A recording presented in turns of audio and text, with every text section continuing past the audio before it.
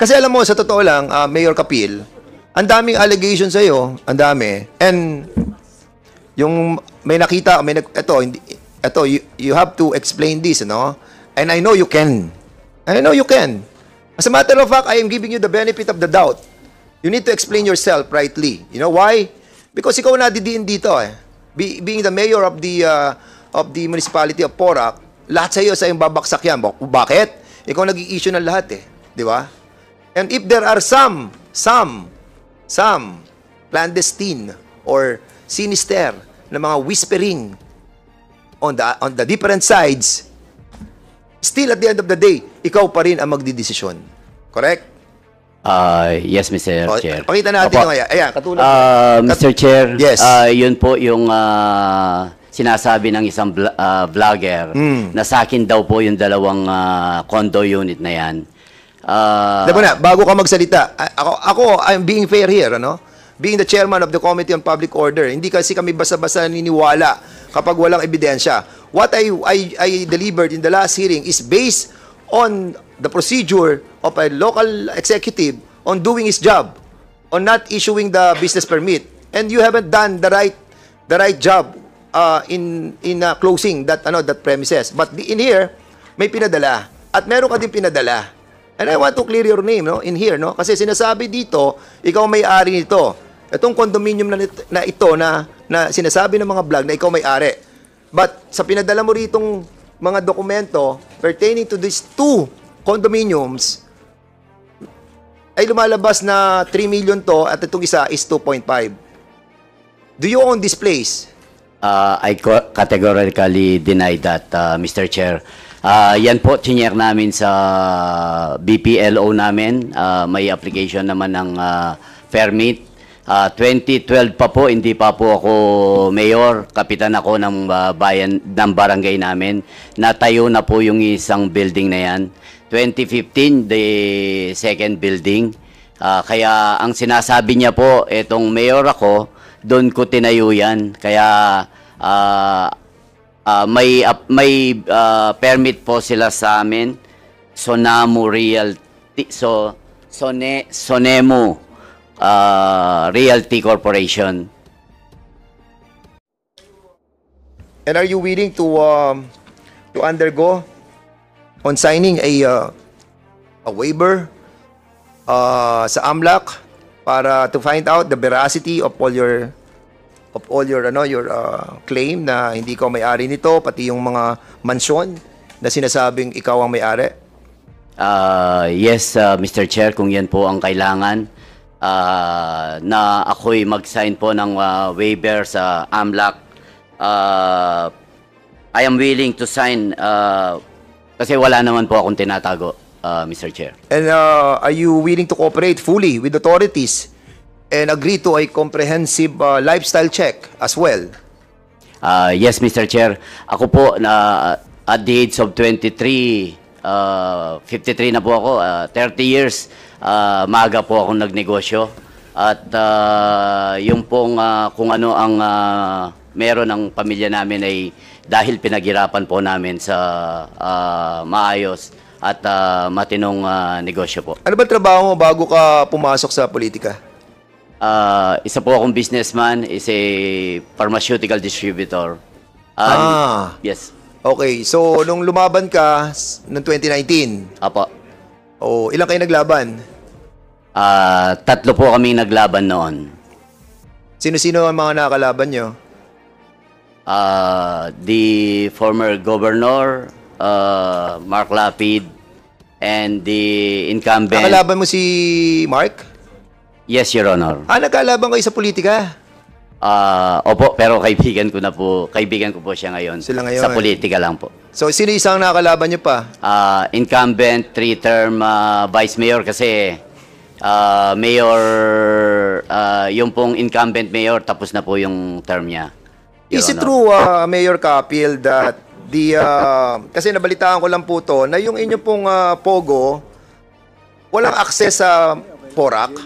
Kumbaga, ang daan ay pupunta ka pa ng Angeles para makapasok ka doon sa Pogo. Is this true? Totoo po yan, Your Honor. kung mapapasyal po kayo sa aming bayan, talagang kakaiba ang aming Pogos. Siguro sa buong Pilipinas po. Kasi wala kami talagang entry-exit sa Porac, iikot ka pa ng Angeles. Kaya sa totoo lang po, ang aming mga kababayan hindi man pansin ng Pogo dahil pero siyempre hindi ko naman po hindi talagang territorial jurisdiction po ng Porac. Pero ang entry exit niya po talaga is Angeles, Your Honor. So, Mr. Chair, in relation to what you're saying, alam mo, bago kita i-recognize, Congressman Abante, medyo parang nababago ang pananaw ko sa ihip ng hangin. Ano? At, well, anyway, it is for my own appreciation, no? But later on, I'll be asking the members for a, siguro, mag-usap-usap muna po tayo. Sige, Congressman Abante, ikaw muna. gusto ko lang ho malaman kung yung municipality ng Porac, kung ano pong class yun. First class municipality po First kami. class municipality daw. First class municipality po. Okay. Siguro dahil pharmaceutical, ang suggestion ko na lang, Mr. Chair, dahil pharmaceutical yung trabaho ni Mayor, gawin na lang niyang hospital. And darating po tayo dyan, ano, kasi ano, ito, meron pa ako papakitang isang ano ha. Ito yung ano, ito yung whirlwind. Siguro, pakita yung picture ng whirlwind. Kasi they applied sa SEC yung picture ng nung SEC. Before I recognize Congressman kasi napansin ko lamang po itong SEC, ito nasa whirlwind. Pwede bang i-zoom na medyo? Kasi kung mapapansin po natin, sila may-ali ng whirlwind. Ang whirlwind po, ito po yung, if I'm not mistaken, no, Mayor, ito yung may-ari na lupa. Yes, Your Honor. No, yung may-ari ng lupa. At sa kanilang application, mapapansin natin, yung Daniel Salcedo, 1% Pilipino. 1% lang kanyang contribution doon sa stocks. Si Catherine Cassandra Ong, ito yung nahanap natin na nagtatago ngayon, na sinabi niyang Pilipino siya, and I really doubt it kung Pilipino siya, di ba? 58%. Xiang Tan, Chinese, 10%. Duan Ren Wu, 20%. Chona Alejandro, Pilipino, 1%. Jing Gu, Chinese, 10%. Kung si Cassandra Ong ay Chinese, no? Pure Chinese yan. Kasi ako naniniwala dito sa investigation natin that we have found out a lot of Chinese people pretending to be Filipino para makapag-own sila ng property. 2% lang ang pag-aari ng mga Pilipino diyan sa Porac. So in other words, Mr. Chairman, Mr. Chairman, sa ating mga members, it's really imperative for us to find out this Catherine Cassandra Ong. At pag napatunayan natin na siya po ay Chinese, yung property yan dapat nang i-take over ng gobyerno. With the freezing and preservation asset issued by Lucas Bersamin, dapat isama din to. Yusek Gilbert. We need to find out. Itatasking natin ng PSA ngayon, malaman natin ilan ang birth certificate itong si Catherine Cassandra Ong, at kailangan malaman din natin sa immigration, sa DOJ, yung in and out ni Cassandra Ong sa Pilipinas para malaman natin anong ginamit niya. Philippine passport ba or Chinese passport? In that, makikita po natin kung sino itong si Cassandra. Siguro, Paok, meron kayong initial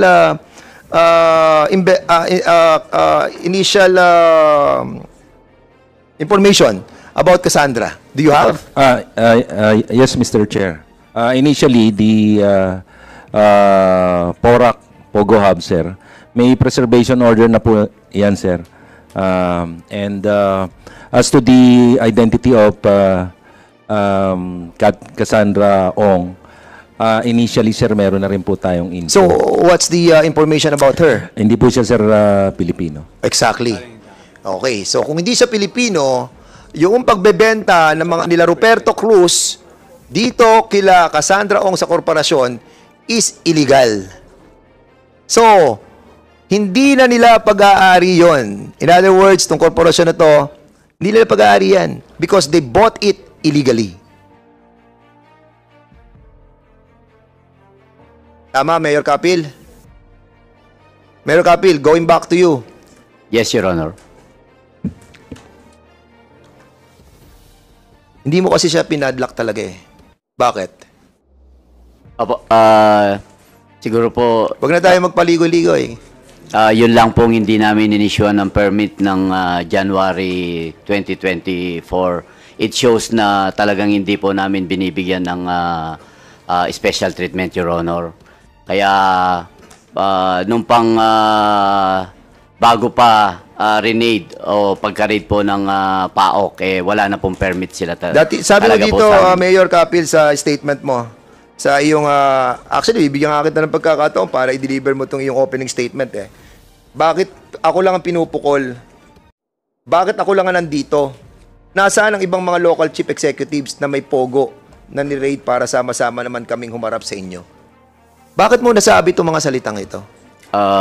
Kasi po, parang nasisingle out po ako na nag-approve lang naman ako ng legal business. Bakit ako lang po, di ba, 12 nga ang na-raid na meron ding katulad nung sa amin. Bakit ako lang po ang nandito? Di ba, from 400 down to 43, ibig sabihin may mga lapses, may mga pagkukulang po sila dahil hindi na sila na-renew. Bakit wala po sila rito, Mr. Chair? So, kung ikaw para tatanong- makatulong naman po Okay, sila, baka mayroon po Mayor silang... Kapil, if I'm going to ask you, what do you propose to this committee? Actually, kahit doon sa Senate po, sinabi ko naman na I'm for the total banning of Pogo. Your No. Honor. To those mga LGUs na binabanggit mo na bakit ikaw lang ang nandito, bakit yung iba wala. So what do you propose us to do? Sana po para sama-sama kaming mag-explain kasi pare-pareho lang naman po kaming nag-approve ng permit. At baka para makatulong po kaming lahat sa pag-iimbestiga po dito sa pogong ito, baka meron po silang mga mas magandang idea in aid of legislation, Your Honor. Ito, Mayor Kapil, ang list of canceled pogos na sinabmit na sa atin nung pa man. Di ba? Last hearing pa eh. And that's the reason why we're asking the help of the different LGUs. We're not against the different LGUs. Especially yung mga honest talaga dyan. What we are against, doon sa mga talagang nakinabang dito. Kung sila yung nakinabang dito, yun ang problema. Mr. Diba? Chairman. And I'm still wondering, dapat andito sila ngayon, yung ating Mr. liga. Chairman. Sige, Congressman Arrogancia. Since our resource person is requesting na tama naman siya eh. Bakit siya nasi-single out at this moment? Ba't hindi natin siya pagbigyan at imbitahin natin ng ibang mga chief executive na kung meron siyang alam, ba't hindi niya sabihin ngayon at ng ating imbitahin dito sa ating committee? Susunod na hearing natin, Mr. Chairman. Mayor Kapil, naiintindihan mo yung request ng ating mga kasama. Kasi, basically, kapag titingnan namin yung sitwasyon is, kasi ikaw, willing ka magpa-lifestyle, willing ka mag-waiver, lahat, pwede mong gawin, humaharap ka dito. Di ba? So, basically, wala ka ng lawyer. Di ba? So, andyan ang mga... We can see the truthfulness ng mga sinasabi mo right now. And we wanted to give you the benefit of the doubt. Kung meron ka nalalaman about others, so this is your moment to tell us. Kung meron ka nalalaman ng mga involved, di ba? Pwede mo sabihin sa amin. Pwede tayong mag-executive session. Pwedeng mag-all out tayo doon. Para sa ganun natin, makita natin kung saan talaga nanggagaling tong problema ng Pogo. Kasi kung walang in cahoots ang mga public official, good for us. Pero kung meron, kailangan naman siguro na tingnan natin kung ano yung responsibility. Di ba? You want to say something about it? Or... Actually, Your Honor, wala naman po akong alam dun sa operation ng ibang na raid. Pero based on Senator Gatchalian record, 12 po, kaya nandyan po na yung binasa nyo kanina, 12 yung LGU na raid din ng PAOK. Yun po ang sinasabi ko, bakit ako lang ang nandito since pero nakita niyo naman po in any invitation nandito po ako, hindi ko po tinatalikuran yung invitation po from Senate, from Congress, from Sangguniang Panlalawigan. Nandito po ako kasi wala naman po akong tinatago at wala po akong ginawang masama, Your Honor. For that, medyo pagpahingayin muna natin si Mayor Kapil, baka ma-recall niya mamaya. No? Mr. Chair, nakapadlock na ba? Ha? Nakapadlock na? Mr. Chair. Sarado na yon. Actually, ang PAOK is taking over the place. I believe that PAOK TF, you've already taken the place, right? Yes, Your Honor. Yun. So, hawak na nila yon.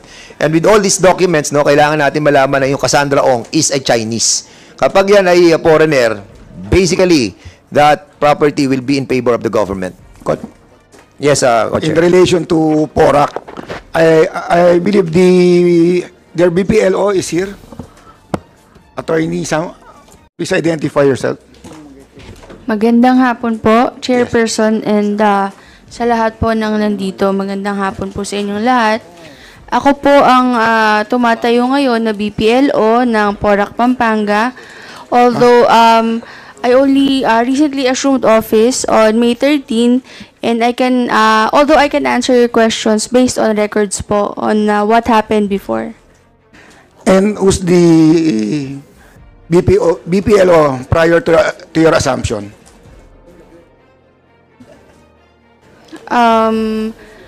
Ang before my assumption po was an OIC po with the munisipyo. Yeah, what's her name? Oh, what's his name? Si Miss Cecil Teotwico po.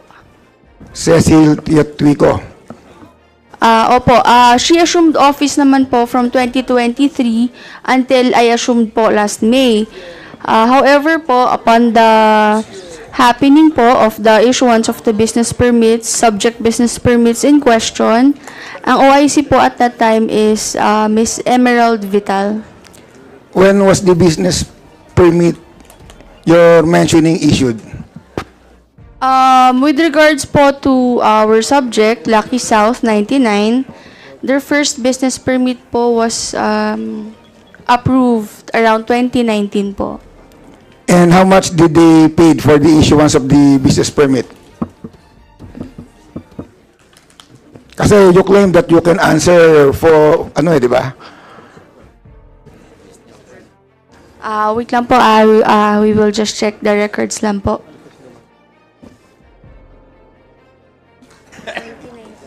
Para isa lang yung effort nyo.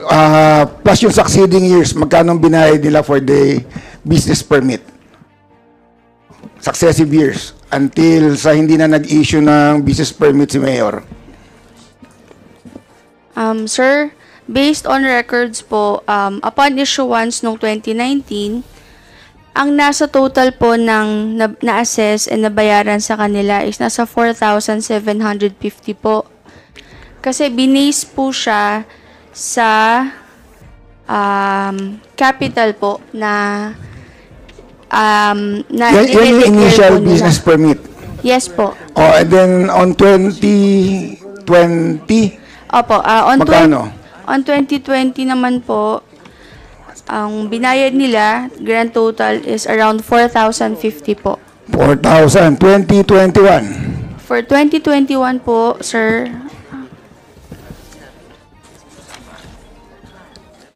nasa around 10,005 pesos po. Wow. Then 2022.